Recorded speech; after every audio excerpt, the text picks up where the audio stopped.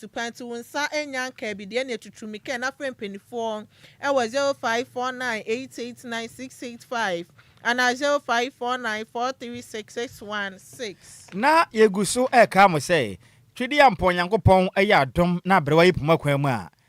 osana bosomede ye mmekire eye August bosome no ne de to so tu nwotwe aw prampram be ye ni kambasa prampram krodua ne bebura fa so pante mesere wada ya hoboato wai na ne nyina ne say prampram afahye no ne brasom Nyankopon ya adom am efiri osana bosome be ka ne say August no ne de to so edunan ekopem ne de to so aduasan ho be de papa pam na mpenifo kirem say eye grand opening no de be padwumadie ne ho soronko no ebe ye on the 14th August 2026 na nya sibukuma kra ebe bie kana manfo aton ne amadidwa pam ebe tata so sa ne de to so tundum no eye 15th August ne be ye music and cultural display anyomoto pa masa nya sibukuma ne ebe dan na fede di ya mamre nya sibukuma kra ho no ma ebe to dwa sanso na eye on the 16th August no eno be vocational training day 1 enti ebe kire san adwuma we untu ahwe gumpe na peka motom da dwumadie we no eye fast trade cultural and food eye festival ena ebo mode ahye o mase na mu kirem sem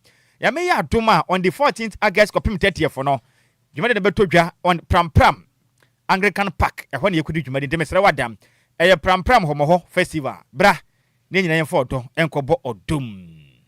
adwuma ko mienu we ena yasanse yentenase na nyamfa enumenu nsia kase na mesom okenkanfo ben we eye kenkanfo ben no yasinkunwa besom no edi amejo so yo wofa ose ade ayo de wa at Nhyiraba Kwadwo Sammy B mautedin ane bantwere bona na otafrija mene mo fa seba Adjoa Agyei Sikapa ye dan ya ho ye pa ya de kase ye bono ekire mo ankasa ebesom na nsa na no me wo fa ase rose gold usidi ye kase ye bono eye de ba dia wadama eba na nsempatie amamu nsem di ya kase ye bono ye hinta nyina aha ne ye pa hontama DLFM 106.9 kase ye bono ni aha ne ye nyina ye tie DL News.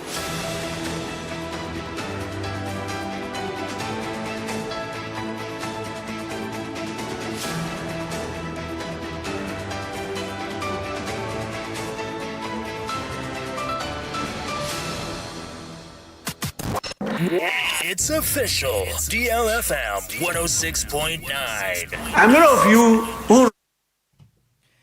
Yamamo akwaba Afrika sebono ekire mwankasa eni Yashaka sebona se e de afri o my Ghana ya meche bedwam acha mehene mekire speaker of parliament oniminyamfo aban Sumana Kingsford Papen odensem atodwa ekire mu sei yamfanto o my Ghana abatan ene ahwefo anim sei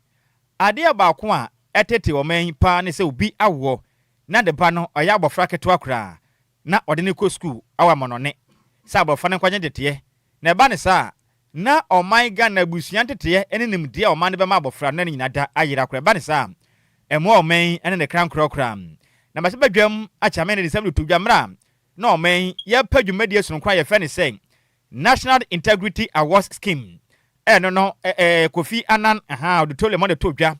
wo manga na masebe dwafie na dwo de yam eye kita won sabo so na to so de nu nsom wo mfimpim nu na de nu nsia mu am oniminyamfo Papen ekire mi sei edum pempenso a obetumi de wo ba no etimi de na tukwan de nanso anya hwempo no efiri kejia kwapem sabo fa no bewe krasese de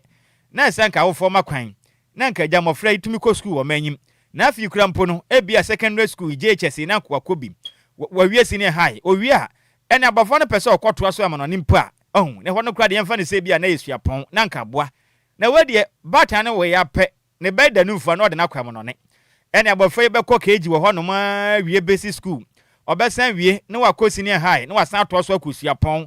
enti abafo no be wie na Ghana mamre ne hyehyɛ onim hwe ene mpinifo beka ne sebe se wura free wo krom hina banya ana wojira wodwebo ase mase badwam acha me hina kase kirim se obesra batan ma oman Ghana teteye no di kan fewura opanim kane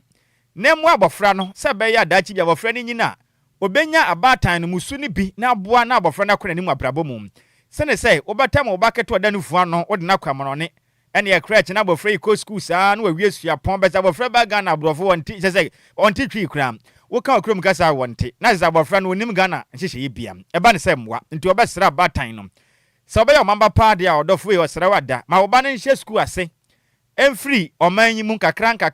obewie basic school. En ye KG1 ekopim class 6. Owie na wasan atoa so. Na wakọ JHS. Owie pe na wasan akọ SHS. Ene owie na esua pompo a. Na nka jade ne kono wanya ne saa pass watma bofra ne putupuru.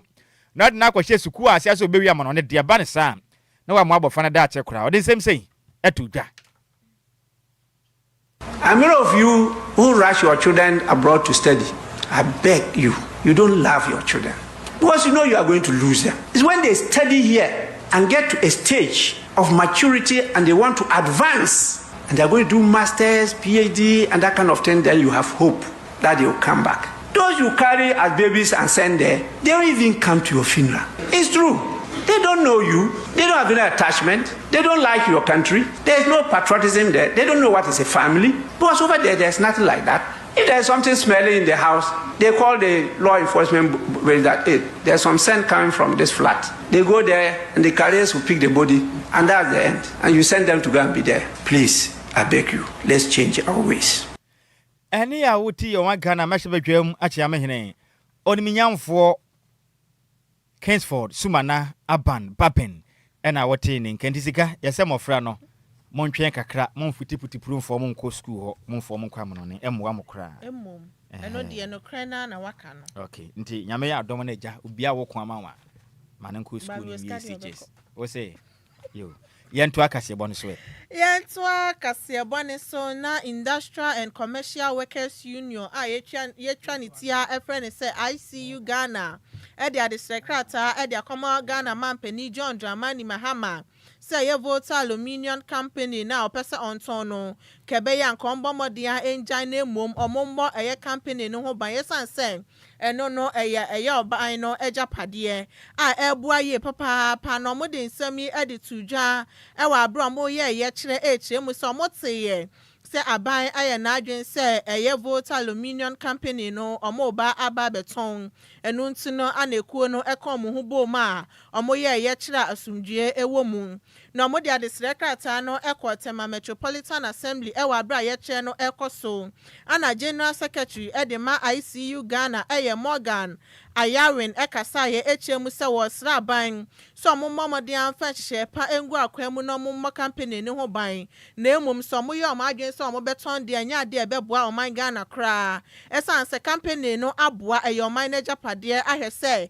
emebunu no so ebenya adwuma ye no so atimi aboa ma Ghana sikasem atimi akosoro enti so mo ton company ne de anya de a ebeboa eye o man Ghana ye papa panti o mo sre ogina eye ni kuo ni nanim Raban say obeya nko momodea ehwe say omu betimi ahwe so mbebo ho ban eye nhihye ya hodo e wo so omtimi hihye ni nanom abai emfa ento akwam se ne ebeya eye company no ebetimi agina ne naso ye papa na timi abo na mabunu ni bi so no etimi ahwe say omu behwe na omatimi akoye adwuma ho no esa social man Ghana ma unemployment amani musu ye papa mabunu bebre na ana epa adwuma ye nya de omunya bi aye enti se company bi say e wo man ni mu na ekoba se wo so mutimi de hye pa egu akwam no mo bo ho ban na mabunu ni bi nso etimbenya adwuma ye na akiri man so ba o manya adwuma ni bia ye na abehwe na aban ye na agye so kwa akoton company no Aji huska di anya di abebo man Ghana ye papa man Ghana companies ahodo no kra yesen na we ye wo ho no mabo ase esikasem so ebekosoro no omaye omadwen se omobeton. Hello, when management and governing boards are mismanaging their enterprises, because when these enterprises collapse, it is the workers that suffer the most. So when you see things going wrong, don't sit aloof. Point it out and make sure, in the spirit of this commitment, in recognition of His Excellency's reputation as a listening president, we respectfully call on him to intervene decisively to halt the proposed sale of Valco and ensure that this strategic national asset remains under the ownership and control of the people of Ghana. I say it should be under the control of the people of Ghana, because this is one of the greatest assets that were bequeathed to Ghanaians by the first president of the Republic of Ghana, the late Osagyefo Kwame Nkrumah. And we are saying that what the white man can do, and indeed Valco was established jointly by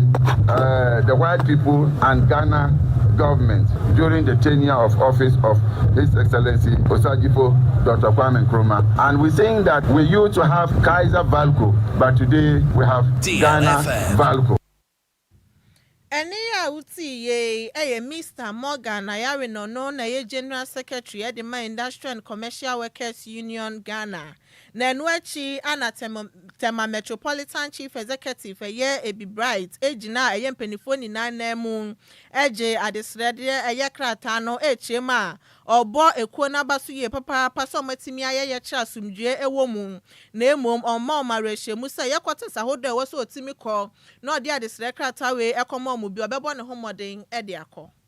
Thank you for the peaceful manner of your march to the government premises of the city of Tema. I want to thank the security forces for providing protection not only for you as citizens of Tema, so for us, and to ensure that this has taken place. As large as the numbers are, as forcefully as your presence is felt, very peacefully. That is important. I take a lot of comfort in what I hear from your submission, that this is not only in concern preserving the dignity and integrity and power of the Republic of Ghana, but also in recognition that under the leadership of His Excellency John Dramani Mahama and the appointees that he has put in place to oversee the affairs of institutions, especially state-owned enterprises, we are beginning to see the results and the effects of that good governance. You say that we're beginning to reap the rewards of the new trend. So it is also an admission of your faith and your trust in the capability of Ghanaians, especially under the leadership of His Excellency John Dramani Mahama, to produce good and better results through our enterprises for the Ghanaian and for the state. So in good faith, we will send this message across, and I want to reassure you that this is a listening government and that no matter what, you must keep faith in the good intentions and the resolve to reset, not only reset the nation. Enia uti ye Ebi Bright or no anayetama Metropolitan Chief Executive. Yantwa kasebano swe na oman Ghana yenyira mu ewo man yetem wo for penning. Mechira Chief Justice Edmond my Ghana. Justice Paul Bafo Bonny. Ode adesra ade ato oman Ghana enimu se obesere ya da. Oman yema no kredie eni anim. Ewo ya brabo nyina mu na fe pro ne kankan. Ane ahopra ye prenya ye ho no. Ene nwia niama ye wia se be ye ebe ntem no ye nyan kra na moaye na oman kwa nanim. Ode nsande to dwamra oman Ghana ma hye badwe fie nhihye so nkra oman ya no fa ese nipa ye bekita emu die mechira National Integrity Awards Scheme. Juma de to dwa e won kran na Adjoa Agyei kita won sabos me na toso aduonu nsom e won fimpim no na aduonu nsia mum e na oman Ghana temu afo pani kirem sei sesei se oman Ghana ye koye ni mu no sese dipa bekita ne mu die mu no e yira wo man yin onu kuradie ne wo man mu biu tese ye koye nwuma so a ye mfa no kura nya adwuma adwuma ne homra ye nusu ne de ye pe e ne ye eba ne sa Ghana man se de ye pe no ye nya tide biada eba ne bada ne nkobesi ebe kwa asan besi ya dabre eba ne sa aso obi atukun afiri kuma se bebo bra wankran na oba ne se be oda obi mfikire abrabo no enko we be ka ne se kwame mankra yi into asra Ghana man ye timo no ye mo modin ansa bra na ye bone ye ma ye ni na wo ye papa na pro ne kankan kwezi bone be ka ne se corruption ye nyan afin so kwan bone ye faso ye ho unlawful means je say maka se me ye ni me ye we ya me den krono kura mebo entinanse obehu se Ghana nipa binum ni mpenifo pii emre so mpachi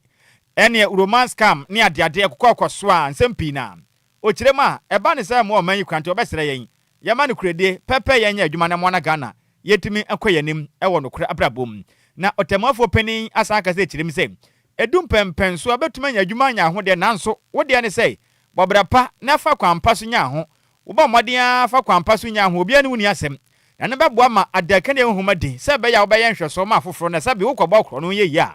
na pɛ sɛ daachi bia no ɔman Ghana bo abaso anam ɔnyamfo kirim sɛ sese yɛ kɛsɛ pro ne kankan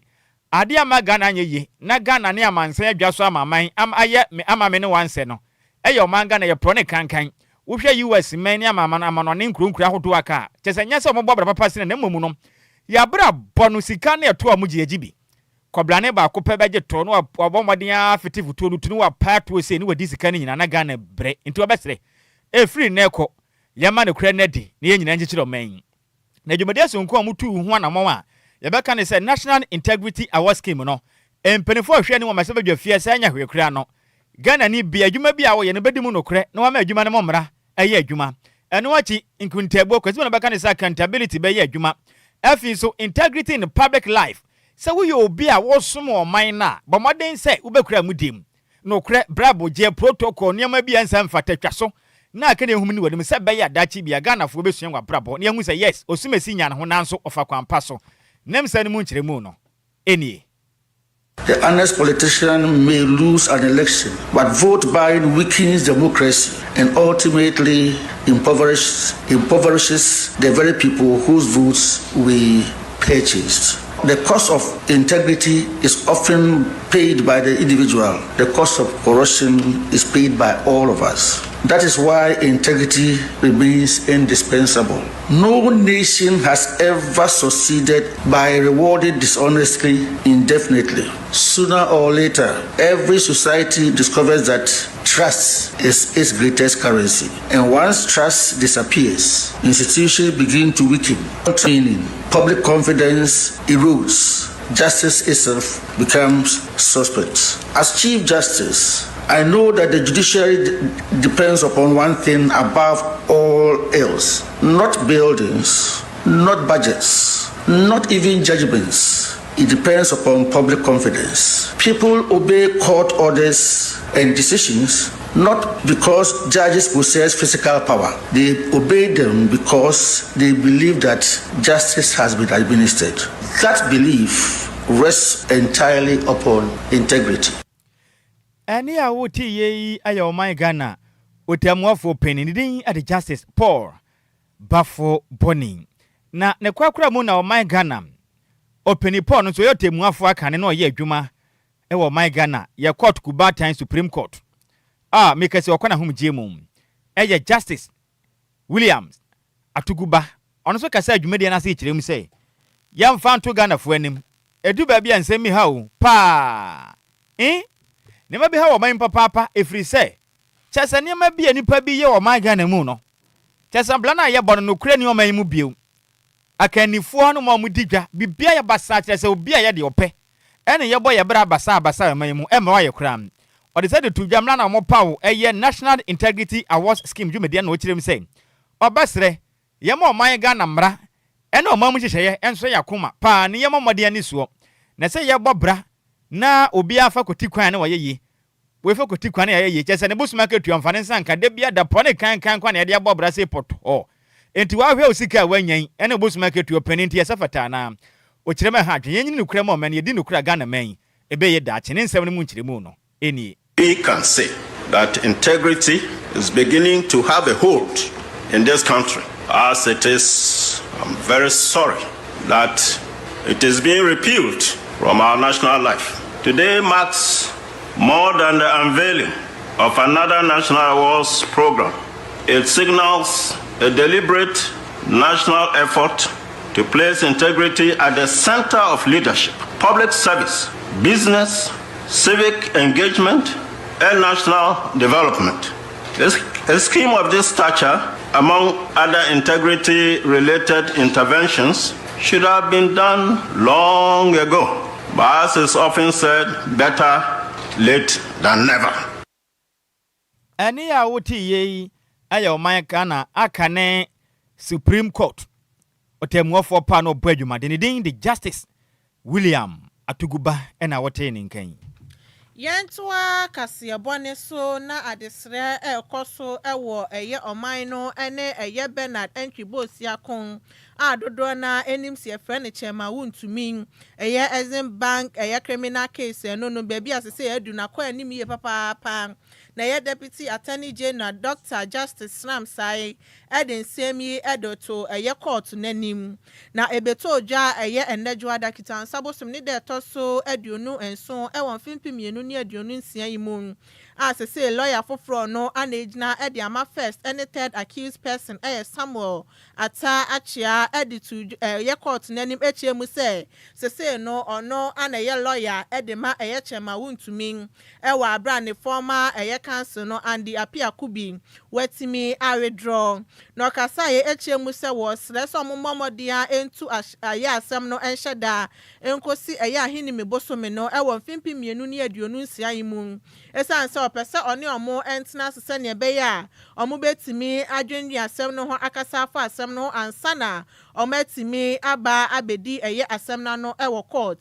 na bra Dr. Sram sai eje asem no atum na wakasa na ochemu se sese no ade omo bo omodin a ehwe senka defense ne so betimi edi anon na emom de ombetimi edi ama ne se enna aduasa ana se so ombetimi edi ama wom se ne be ombetimi ababedi asem na emom se enna edi okro na omo ka ne de enya de ombetimi edi ama on de ombetimi edi ama wom a na aduasa ana ombetimi edi ama defense no se ne be omo so betimi ababedi asem di bia edi asem na no esan sa asem ne kra na ya de omo sha se da kopim so mu ja ya criminal case for eba ye no so no omode asem no eto ho no mehwe se wuntumi ebetimi asakodi asem no aba na mo hwese ne sese asem no akwa anim ne de a saa enna edi okno na ne lawyer kire se nkomo pene de enya ade aninsa ebetimi aka na emom omugitumu se wo so omutimi ba na omunsu ebedi asem na no nemo saa na na opene de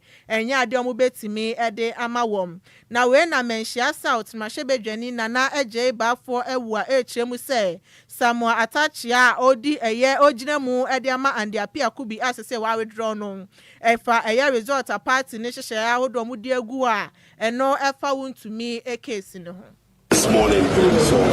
public versus in respect of the attack involving military party has since directed cases involving chairman DLFM by the party's leader. And so, in respect of this matter,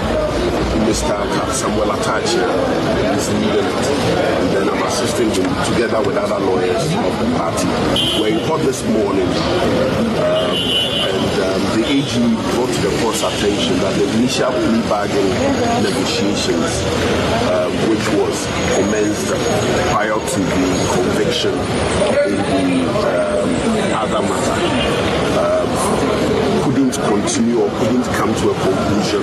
because of the conviction and subsequently because of also the withdrawal of the lawyer in the matter. The court taking cognizance of that. Ene ya wuti ye Nana Agyei bafo ewo no ana ye mrahwebedwani ede ma menhia south. Yantoa kasebo no so na ye mwanwura mo man Ghana openipo no na ye mrahwebedwani ede ma de hia won no ton abato mpesu aso no kura yanzo ene ye osoafo hwe oman ene amonone enkita hudie so mekire minister for foreign affairs oniminyamfo Samuel Okudjeto abrakwa wakasa ekire mi sei yamfa nto Ghana fo anim ayese mashebedwani ede ma de hia wanmo ewo asante achim no fo oniminyamfo kwame ohene frempon do afre ne sei woki openi US efo eso ni pagi sei twi ibapim saa mire asa Ghana fo hu se de nsam no kuru mashebedwani pa na wakopie mu ewo Netherlands obi mamu a yesi yache no adentia romance scams ze be pay wakwata ba for 10 so ende dan na hona mehwe ho ofu ye me wafasi me nwade yo minya me kampe na odada wore maji o musika esi etwitwi de abo no ho bra wo manyim na ode emra friends entwefo ensensrefo nse mu ne ena wakasa na wokire mi sei yamfa nto Ghana fo anim so no akata bo no ho maden akopie mu ewe Hague na kopie ye no chesenkita hudi a one Dutch impanifo atwene nya sem kuma na obesere wode mo say one ni legal cancer openipo ye manim ni ede ma kwame ohene frampo ma shebedwane de ma de hia wone wo asante achim no fa kasa ekire ni say omamade ahwe say Ghana ma shebedwane yentietie ne fa hunde su ye ma mla ni pepe na mum pass e betete ne de adabraka ye ma bi nto no kura na Ghana fo beka ya ma shebedwane ede ma de hia wanam ewo asante achim no abato mpesu aso kwame ohene frampo yin empenifo kodo anom awa Schiphol Airport eno wa Amsterdam na ye kotonima boss mende taso enwatwe awa mfimpim mienu ne adenu nsem a wa mu kire mi say wa kwakoye romance scam and afinso nema pina na wa ya money London jazanima bi e course no eno omomla no ebo abrakram na oman Ghana mamra mu so mo kire mi say wo hwe oman Ghana tekra 97 ebo yes cross 1C no edmo oman Ghana mamra fempem dunkro na aduokro me 1992 constitution ni kire mi say e ma ho kwan say ma se badwani bia no wakonnya beto mpan jese ne ombekọ ma se badwa asetena pode dunum 15 seconds na wanko bia wakonnya ne dane butu zese no ma se badwani de mi asanche atom no ofo no zese no ma se badwafo na akwa kakra sanensam no nsi na wa amade a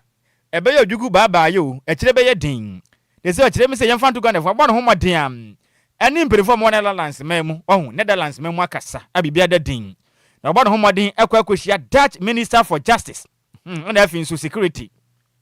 David Van Wiel one na akasa echirim so osere na da omano homodin na Ghana de hye mo hwe ne so kama mama ne ni sa de se ne mo mpasa mbetete no tete ne fa ho de so de adabraka mo hwe ne bia nto no kora ne nsa ne mo nchirimu no eni. I shall now turn to the detention of the Honorable Member of Parliament, the Honorable Ohene Kwame Frimpong, which many of you have been waiting for a comment from the Ministry of Foreign Affairs. Today you have that statement. Ladies and gentlemen, as you are all aware, the Member of Parliament for Asante Akim North, the Honorable Ohene Kwame Frimpong, was detained on 10th May 2026 at the Schiphol Airport in Amsterdam by Dutch immigration authorities under United States extradition order. Following his detention, our mission in The Hague has taken up the matter and is offering consular assistance to the Honorable Member of Parliament. They are coordinating with his family and his legal representatives as well as relevant Dutch authorities to ensure that he is treated in accordance with internationally recognized standards and that his rights are not violated. I can confirm that on the 24th of May 2026, I personally paid the Honorable MP a consular visit in The Hague. I also note that he was doing quite well. When I engaged him, I also had the opportunity of interacting with his lawyer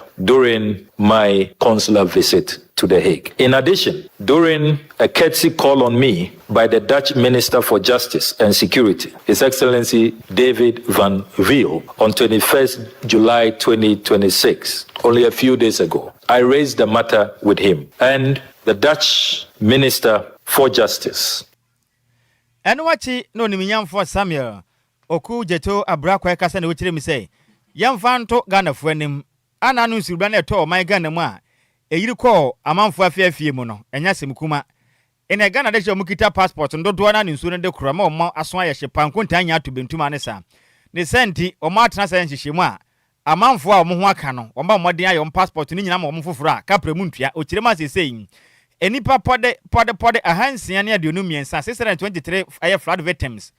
ana won ma hwehwe mahunu sɛ ye no kro bia passport aye papa eye valid one ni nyina nso ne de kɔ na mmom sesi amekesere mu 200 o ma ya wie nche wona msabeka no bia nya ne de. I would like to bring the briefing to a close with a matter that has brought some relief to nationals who lost their passports during the recent floods. And may I convey the ministry's sympathies to all families who lost loved ones and all those who lost property. May the souls of the departed continue to rest in perfect peace. The ministry decided to implement a special intervention as our modest contribution to the response effort. So we announced the replacement of damaged and lost passports due to the floods of 29 June 2026. The initiative announced on 3rd July 2026 was introduced to ease the financial burden of affected citizens and ensure that this vital document, passports, which may have been lost or damaged, did not disrupt employment, education, medical, travel, or other legitimate international engagements. As at 17 July 2026, the application deadline, the ministry has received 705 applications for free passport replacement. 705. Following verification by the Passport Office, it was established that 623 applicants held valid passports at the time of the floods and therefore qualified for the intervention. Ne kwakura mu ne na oniminyamfo Samuel Okujeto abrakwa kasa ne wotire mu say yamfa to Ghana fo anim Ghana ni abrante kwa na odi ne dwuma ewo South Africa memu a enipa bi ene xenophobia attack omkoto hye ne sukun no omani abede nkrata akwadan South Africa man penny Rumafosa say omo no homoden eni pa bono fo mutu sa na mo no nche wo man tesa o my Ghana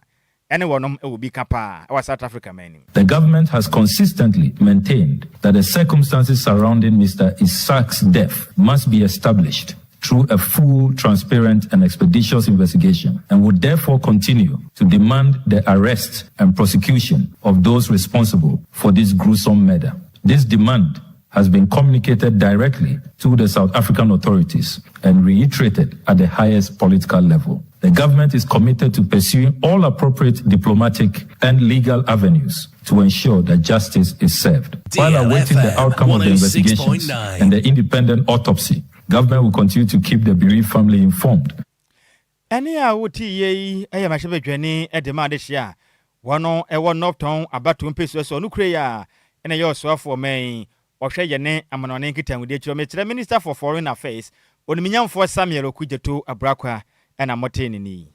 Yentoa Kasiabone so enebe busumie ni ana ensuyiri efa nipa bebre eniema ewo nkran peprimantema no ma bebre na so ehwe omokra na we nam so ama base movement for akwakoye adoye ediama nsori nsie no wo nkran peprimantema hanom a omo so eniema etimi eseye na niema omode koma eye nsori no eya sori nkonya ane boa beye 620,000 Ghana cedis a omode koma eya sori ensi omo so no niema etimi sese ewa sori nim na sori ensi eye kpehe Methodist eye church sanso anadanso Otujo Presbyterian Church Otujo Pentecost Church Otujo Apostolic Church any House of Grace Revival Ministry no ewo Blue Lagoon any asori bako eno so etime eka ho na ya founder edema base movement George Otibonsu anegina eye edi animo ehwe se adoye no betime aye edi aman sorry no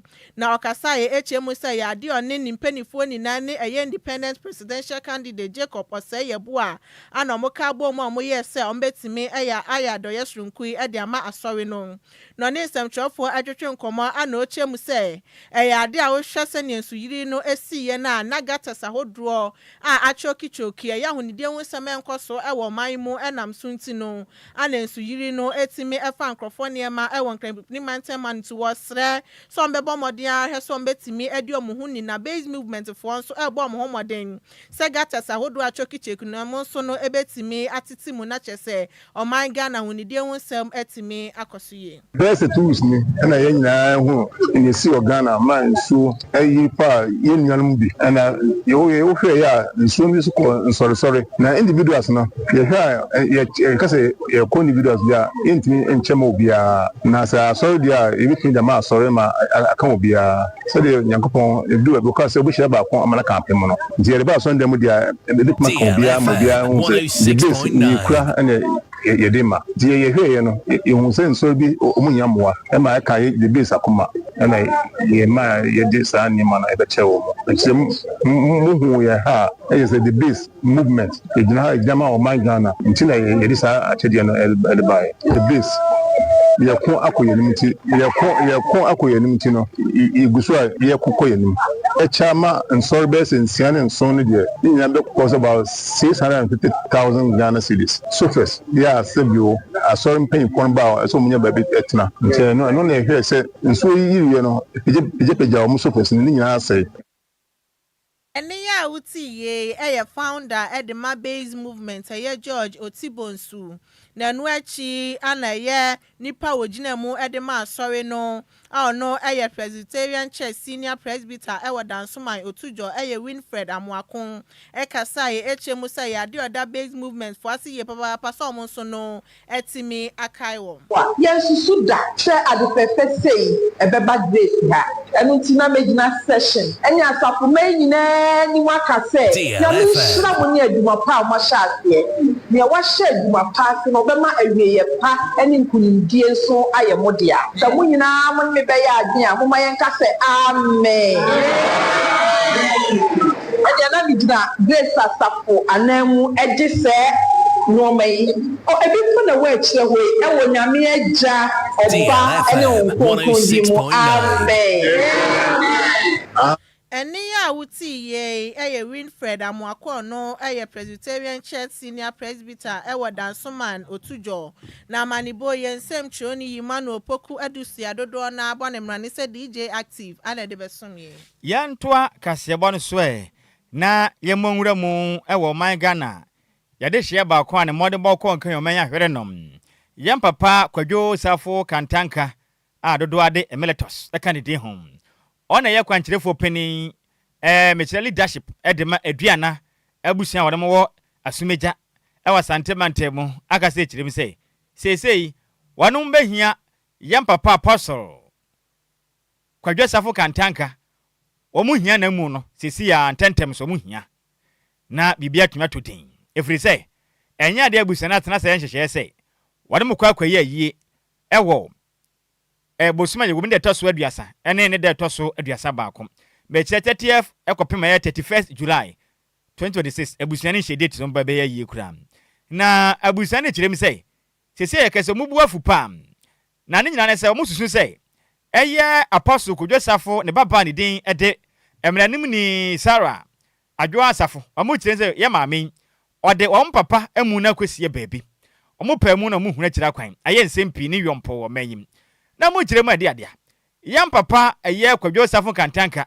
ono wankasa kirem sei ode ne ba na Kwadwo eye Safo akofona dodo afa ne sei Israel ana fi abusia pani nyantachi ana omuni si honom na se o friends ntwerefo kirem sei ba ne se nenne ye nua ba Adjoa Safo aka ne do me kwa benyama hye bedwani kirem a okwakoye ye wo mra abusia ne nim hohwe ndi se ye ne die kire de nya adwuma kra entamu kirem sei manim nyam me wafa ase Adjoa Safo onfa ya papa apostle Kwadwo Safo onfa na mu nfa mra kra na kire nya din omu kirem sei eye Kwame Jan ana fi associate penipoda warma no eye eminent professor Kwame Jan Esqa omu jam say no emra ho pa say ye adwuma ne santi omu gudu to niam enche bia emra ne toa eno be sine trodom omu kirem say yemfa nto Ghana fo nyina nim sese ameka say omu atena se sankaja omu ne me wafa ase ba Adjoa Safo be ka nanso omu frɛ na wo ma jeze nhyem de omu frɛ ne bia no obetia ne se ne alata mommo ya de dasen fada fa de motuam onsi wakra intamo ka kira Ghana fo se pempen wosine pen Yankopɔ ya atoma bosuma ye wo me ne de toso aduasa na aduasa ba kwan ye ne maso nti obi antungu baabi wode ho hia mu na ne manim ya mu kirem se no eye papa apostle Kwadwo Safo na duane abusua mo wasumeja ene Kristo Asafo mission empanifo ana vinso Kantanka abusua panipota no eye mo wafa ase Kwadwo Safo akofona dodo afa se Israel omu kirem se mresem omo de date foforo beba no ma ba ye yi no ne nka nche Ghana fo se de ye ndie nya maso ne mom te se ne apostle Kwadwo Safo dan no chese omo akwaje aboso omo kirem se yemfa nto Ghana fo anim ne dan ye ewo taifa no asojafo na efi so my Ghana national security operative na ebohwo se de ya ye no aye pampe nyasem kuma ne nsemu nkiremu no enie Dear anyone, I urge the members of Christian Safo, the nation, to disregard any date via Anasadi via Aircoso, the Santi Kotoko family ayeti hanam. Yemu via anyone my date via Ba Abonton, and Shapani, no of Anamusuni, Ohemetia, a Sorreno Council of Elders, the body of Sorreno, or more the mandate, or Mutimi, or the next leader, a Sorreno, Omuna Ewaha. Every region via Puni, the former, the regional council chairman. Every single person will have secretaries in Meko Yoka as MC Nebo so Ewahanamu. Date be a Kwabontin. I stand on my authority as the Kantanka family head and the leader of Christian Safo said, Muntu date be a Bontin in the Bisabia any honorable. There will be no burial held on the 30th of this July. May God bless you all. Thank you, Anishramo. Any awoti ye ay apostle Kwadwo Safo nya ne baby ko baba penia ne den ede Kwadwo Safo Israel akofuna ena wote ne kana ne wachi ena busua penin ede manyan papa Kantanka busua eya mesa yantachi enso jemra ne die kasebo twetwe nko mo ne nsemu nkiremu no eni tia kwa wo ba he nyina as ene wo mo ntumi amanyina asore mpanyifo ene adofo a omoto Kristo asafina mo nyina mo tede kokọ so ho ye hwe se be ye ama nkabom mapa aba ansa na yetila kura yakura echi ya pemuso bia kosiaka traditional leaders who are what's your kubia yakoye oman payifo a what's your ko mani bia so yakoye nanso yɛka bia akosiaka afei deɛ kosi yɛ nyinaa ne sɛ yɛma yɛ lawyers ɛnkɔ na ɔmobɔ kenkan wɔ yɛnhwɛ deɛ papa no apɛde a wɔpɛ ɛne a woti yei ɔno ɔyɛ abusua pani a ɔda yɛn papa Apostle Kwadwo Safo Kantanka abusua no ano ne din ade abusua pani nyantachi ɛna wote ne nkanama ne boye yɛnsɛm twerɛni Emmanuel Opoku Adusi de do abɔ ne mra ne sɛ DJ Active na de amane boye efiri krabopre mantɛ mu ɛbɛsom yɛn bɛbɛ yɛ dro de yɛkɔ agroprama so me wɔfa se Bismarck Mambize watena se ne nsɛm no waboaboa no pa yɛn nyina nim sɛ ɛma no Afcon na hyase sanso na mahu sɛ dwumadie bi so nenam so mframam sa ne ade a wɔde ho kɔbɔ ne nyina no ɛba bɛsom dwumadie yɛ duro so no ɛdin da so no ɛnie DL Power Sports emu ade ejawo dadel DL Power Sports on DLFM 106.9.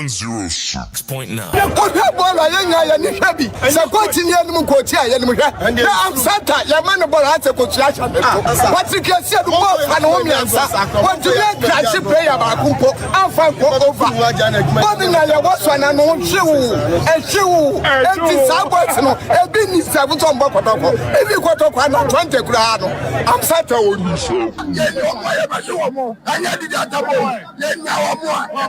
mo akumo ye akumo ye ma yo mo no mo ye tumneza you beat them yes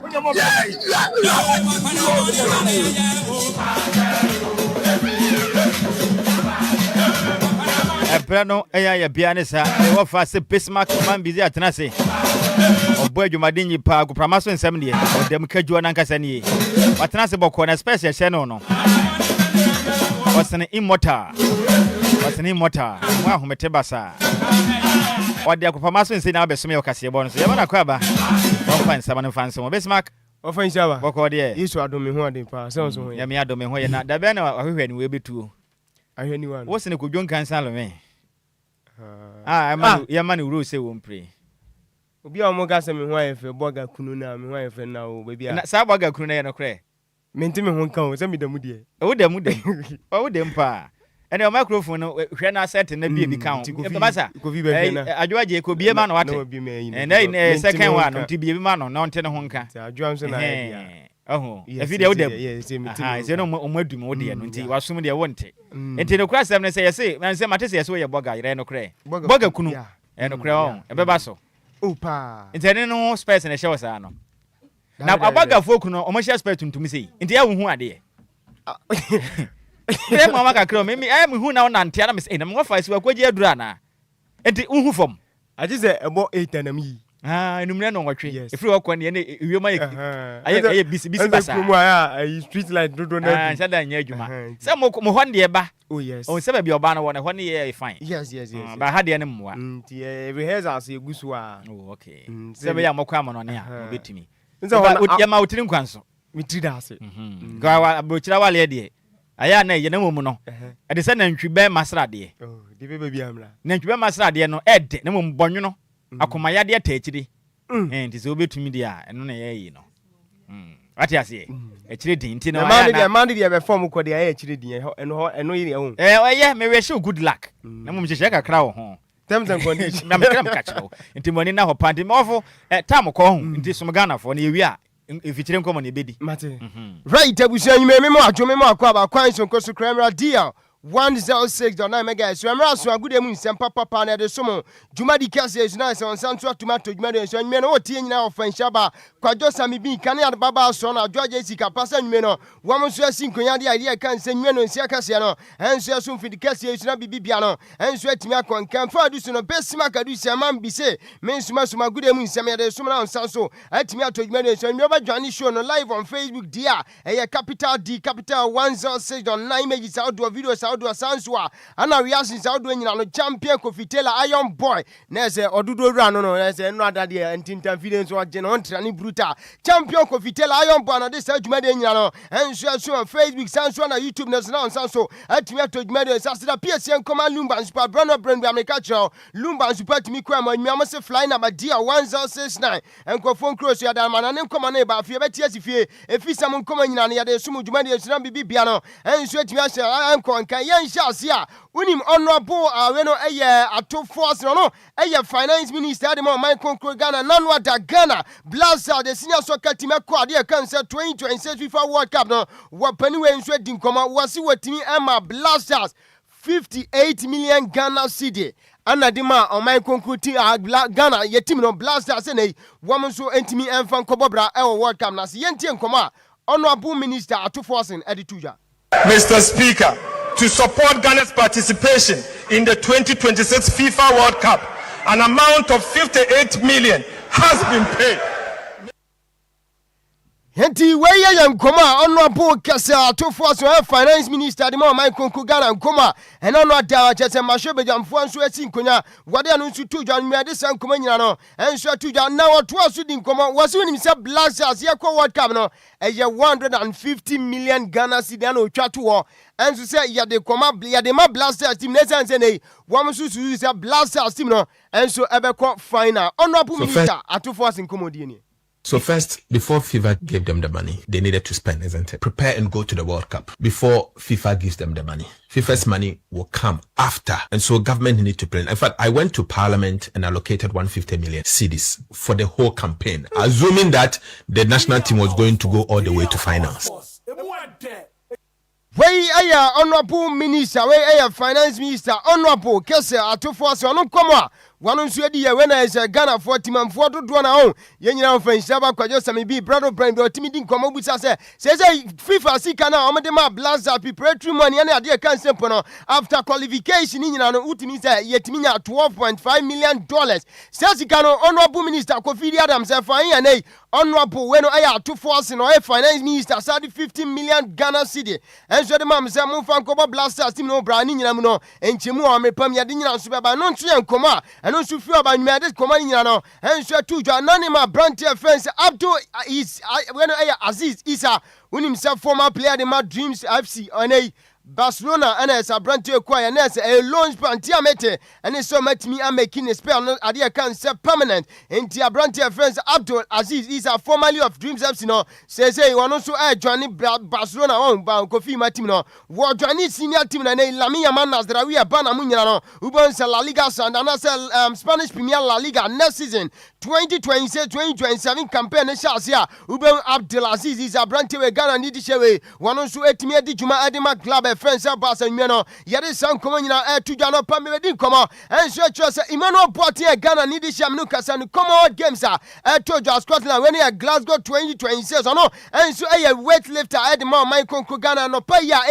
8 a.m. and I say Omujumadiano and so I shall soon himself brand away after said Jumadiano and so we and Mempompo so no Nessa brand to and sweat me at the 7th position and you made this some common and so to Jumadian be beer and sweat me Kana wafu zombi anopamidi nkomo set 2 p.m. and not day Ghana in Nigeria and so the windam so after 90 minutes Nigeria share Ghana a couple and 9 yetimu etimu yenu na se Ghana boys no a satellite na se nei monso mokonko de masho kunadu no boys na se nei monso mutimi moke kama ona nei monso mutimi konko de awo bi maso ya musu Cote d'Ivoire enti na 2 p.m. game to Nigeria and so no my friends Ghana Nigeria share Ghana a couple anaya Ghana Timitimu Adia can say 30th July when and she Thursday Ghana against Burkina Faso no and she second game answer ball and so our group nim na fe crampono when so Adia can say on the 2nd of August Ghana against Togo and so third game ya no so ye be ye free and so group and asempo no wafu zone big game and so to job ma so no pa na say nwene de komani nyina no and so to na former goalkeeper and so Edma the senior soccer team the Blasters of Ghana Richard Kensin Olele Obakai maybe Olele Kalipo Nelson up anyway one wakunko dem pa reporter Menseka and they say House of Folk never said that until the bones are fully rotten. One the Continental Club Masters in Nhyiraba Kwadwo Sammy bi yenyina of ani team no e say Olele Kensin Kalipo and empanifo so etimi aboni din say my goalkeepers coach ye dey san komanyina no and so etuja na Adjoa Football Club and so etimi asane abrantia ye friends say somewhat to nedu we no a 3-year contract and I say almost so a team the man we no we free brekum Chelsea and I joining Adjoa Football Club in Brantia your friends say somewhat to do says a season in Sha 7 say Agyei na say wotimi edi juma and so dem Adjoa on this note efisa mun komo na eboaboa ni nyina no ye be sia kan ketesi Lumba Nsupanti yente we yaba fly na madia 106 ko phone close amana ne komo latest nyina no ye deba. Lumba in Super natural mineral water. Get a grip with a silver break. Lumba in Super natural mineral water. Get a grip with a silver break. DL Power Sports. Hello, my name is Emilia Probe. You're listening to DL Power Sports. DL Power Sports on DLFM 106.9. Right, Ebusu Sinkonya so kan ketesi Lumba Nsupa nyume nsunwa waso amidi wadanse ama ewo dwumade nsua Lumba Nsupa nra ese dwumade chenjirenta no so todwa ewo nkampumpuni mantema East Legon de nsua chese yade suma woma obi bia so de atiase na se gitum se nei maza dwumade chenjirenta pa no maba piase Lumba Nsupa nei enya Ghana na se kromu anku na maji Lumba Nsupa tum diaspora ni nyina no chese unya Lumba Nsupa bi ma chechiro ntse won we no chese ade asombo a chembi bia Lumba Nsupa na mansa bia jatum tanyuma dwumadie bia udi no ensuwa waso American former Lumba Nsupa sanso na enfuam ensu adidi dwuma no Lumba Nsupa madama fly number dia 1069 ko phone cross amana ne koma later sinya no jedi go na fon sanso timi atodwuma ne ensu na me no kase no unim se WAFCON Women's African Cup of Nations tournament no ensu todwa Morocco bi ma so na unim se group B first game ni todwa South Africa and Tanzania assistance ya 90 minutes a referee ensu the 5 minutes now to assistance ya Tanzania enso timi asa South Africa ikami no matimu ba kwa no so resource no so to adwade nya no enso to dwumade esuna bibi bia so atimi akwanka na reporter menseka African Confederation of African Football de kan sepo no me patro CAF aso ya ne se nyame adoma next season 2026-2027 season no unim se CAF Champions League CAF Confederations League we no enso bueno ade kan se preliminary stage no unim se omo de communicate na babonte omo se nyame adoma sita guest ana mpanifo kwa asetra ade draw no to Janti Media Man Sporting Club ene womo ko represent Ghana or CAF ade kan se Champions Sansua ana Nations FC so no ko represent Ghana e wo CAF Confederations ka ade kan se CAF ntinyame adoma sita guest ye ben two teams we open international side womo so no mbeba no so reporter no pa no se nwume no menseka yede ni na so to dwuma de suna bibibia no enso atimi akwanka no pa dwane show no just anida so mo bia dwuma de no emra me trans mi din koma kira so panina je friend se we no Paulo Madino no so consider say nei one so betimi a resign na wade kan say the Azuros of Italy national team due to nations Brantia and no a key contender no say Brantia no any favorite no panina a friend say Paulo Madino kan say Andrea Pello unim se mpanifo kwase transfer Brantia no ukopiem enso Russia betting company bi wapani wenso atimi ene omdin sa oso ntene womntimi emfa the Azuris of Italy national team no enso mane nya ade kan se mane ya na se head coach Antiamete ene se sankomo eba mantin report anwume no megana se Paulo Maldini enso no atimi a resign se o technical director de the Azuris of ade kan se Italy entia no enso enkomo akafu aba Antiamete ene se mpanifo consider se ne opani friends Antonio Conte anasepo no opanina ya friends say Roberto Mancini omumienu na omu consider say between them no ombetimi I choose back na ne wono so atimi abefa Italy national team na so no so atimi di jumanti reporter mensa kan say Brantia friends say Paulo Maldini and so atimi resign no so enkuma akafu abanyime no yede so nkoma nyina no to Ghana Zidane assistance one also Le Bruce of France, some manager, and head coach himself after so Penina. Your friend said Didier Deschamps, the French national team now, and so to me call World Cup, the fourth position anyway, and so to me as from Zizou, Zidane, and I prefer Jumani, a reporter meeting saying me on him penny for, and so to me aqua sitting in Comanches 1 year, 8 years contract, and he went also consider saying, one bet me at Tiasiana 8 years till 2034. One also bet me I am manager, demand the Blues, or they can sell Le Bruce of France national team now. And on share come come and second man I did commanding no and share to John Lekip and so edit communicate no and share to Maba Mantiwania Brantia your friend Sir Louis Diaz Cholo. One also so reporter mega dance club and friends say we no anasempo clubs out to more Saudi and so consider some bet me at the Branton and so copiema Saudi Pro League nim club and friends Ahila and I say so at me LED race now him say I met and say 70 million euros. One say Koban say Bayern and so at Branton friends say we no Luis Diaz one bet me assign na bibi piano and so at me can reporter meeting some say 3-year contract and I'm to at me proposal no and so accord my club and friends se ban anwumere na de san koma nyina no enso to dwa na basa enso so adi atimi ade communicate na ba monte o se after so panina announcer Brantia friends say Julian Alvarez so sia kan enso ni Atletico Club de Madrid no and after say Atletico Madrid so montimi ma Brantia no enso ntimi join Barca na ntia mete and say Brantia friends Eli Junior Creeper no enso di juma de ma bomb of team no enso so na ya ade kan say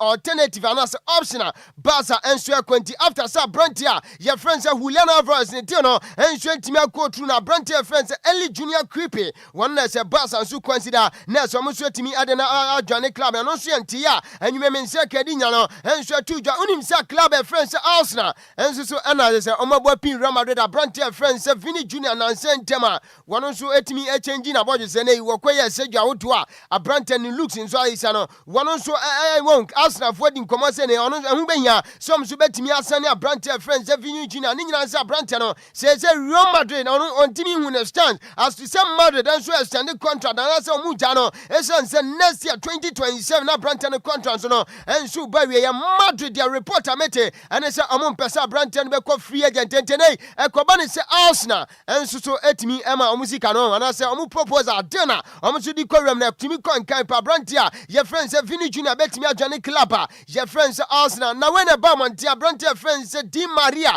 where former player the Mario Madrid onso masa upe onipa e say wiase nyina ombu Arsenal team na Nessa Brantia we na just champion Kofitela enso project no edina two screens no so was it a heti brutal say na ubobo na Champions League awdo wo tibi La Liga ubo made say go week in week and say season out ubo made na say club percent na ubesi akan mo say Arsenal zi Brantia friends are held Di Maria no a former player the club friends Real Madrid watu to be answer the Arsenal team na nwume no ya de san komanyina no etu dwa na Brantia your friends say yan diamante enso a former player the RB Leipzig me no kasa idea the contract na say ne deal to Real Madrid no ya dana ne say na after say ne me patro Paris Saint-Germain sentiment anka Brantia friends say yan diamante no we no mpanifo kan yampa o me say opamo aboa na say we nya na tabi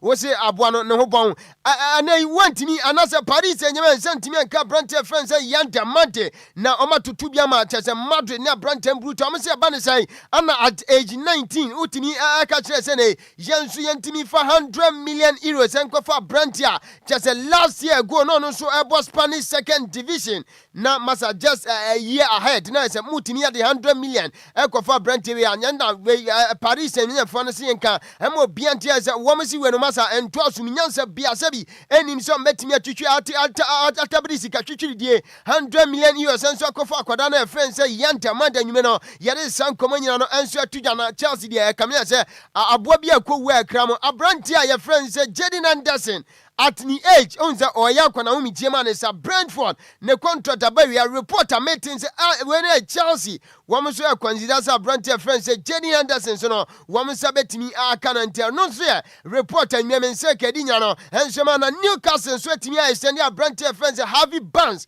ne contract unim set to age 28 and tia meeting set till 20 ade kan set 31 June enti we no eye 5 years contract extension and Newcastle so dem Brantia friends Harvey Barnes we ade san komanya no tu dwa na EPL enso so etimi akwa asetena ene ikopie menso England me patcho ade kan se board no dodo na enso etimi akwa asetena reporter meeting said the football association Premier League English ade kan se football league National League and Women's Super League in your omunina jatum say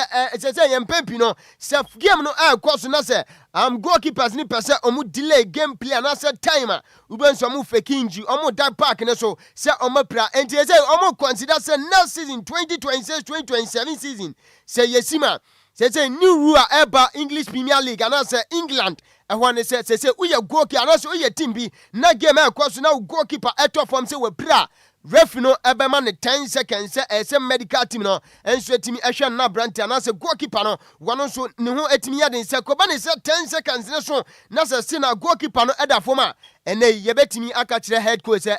otimi eyi ni player baako enso esi nchen say koba ne say 10 seconds so na say head coach enso so efeli na say wentimi anyi ni player bia say na enso begina bonten kakra 1 minute na say ankoba ne say automatically captain ana ono so ba begina nchen 1 minute enti wei enso new rules are going for next season say ko ba ne se ne empanifo nso gituma ye kohu enso ewo English Premier League na so ya no pay no anase nwume no ye de san koma nyina no etudwa na Inter Milan as a stands here omo so etimi akwantati abrantia ye friend say John Stones after say abrantia no enso so etimi running the contract out enso so ewade e kan say Manchester City enti amete and say omo the 2 years ade e kan say contract proposal ana ekotu men so dem abrantia as we say abrantia ne tiase here na wakosi akan enso dem International Milan no eno so eye boachi bi nti on this note agudem nsema anweme boaboa ne nyina no yemfansi akan katasi Lumba and Supasida PSA and Command Mike Cassio coach no and a Timmy Boakuchi and Samuel Egun Krata. So Besima Cadusa man be say,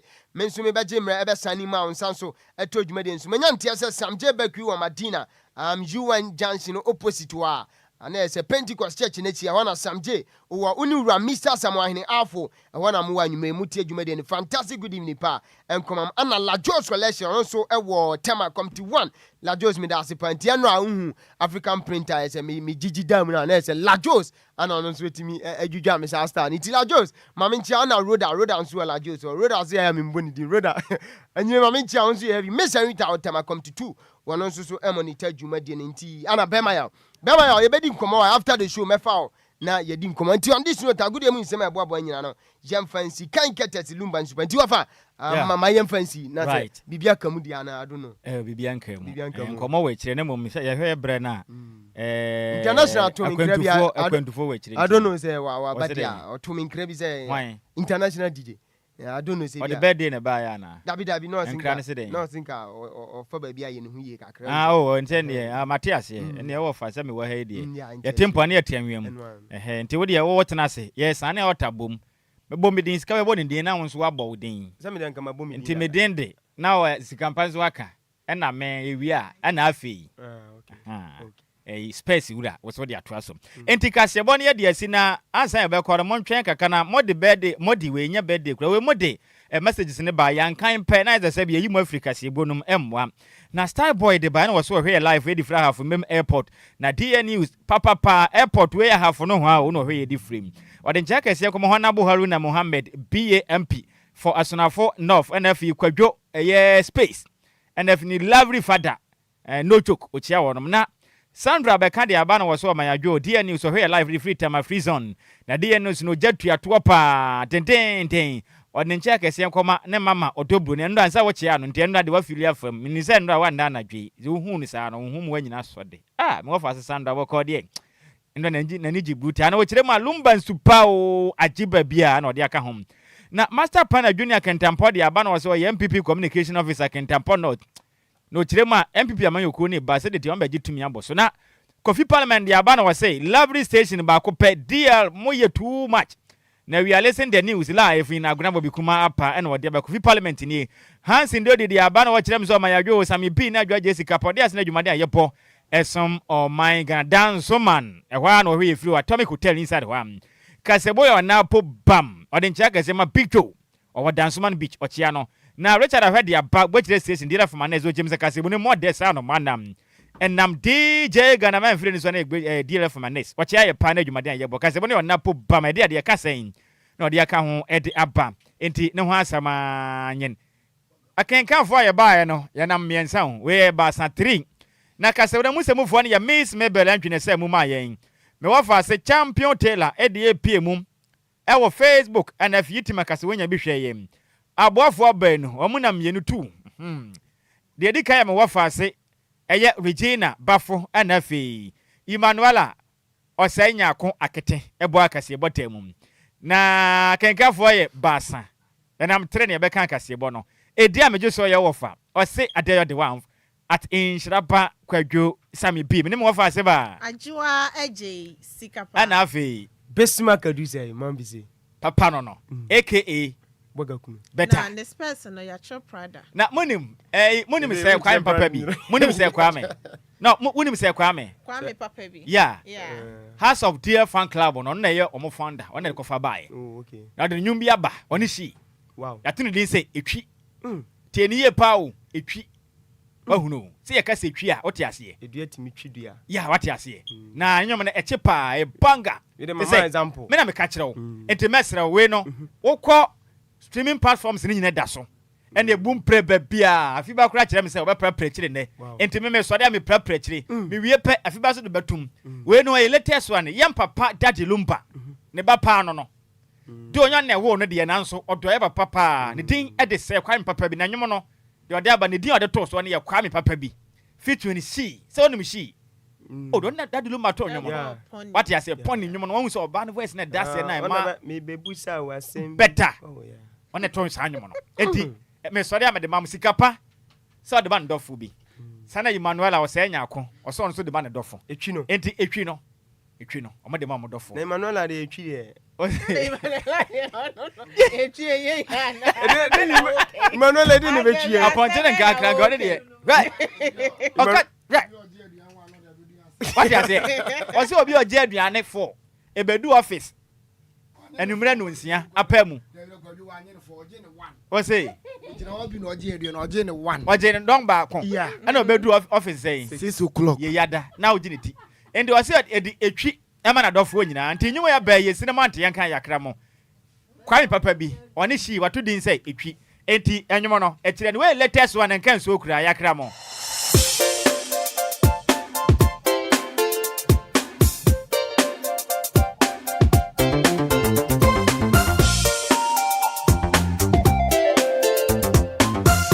DLFM 106.9.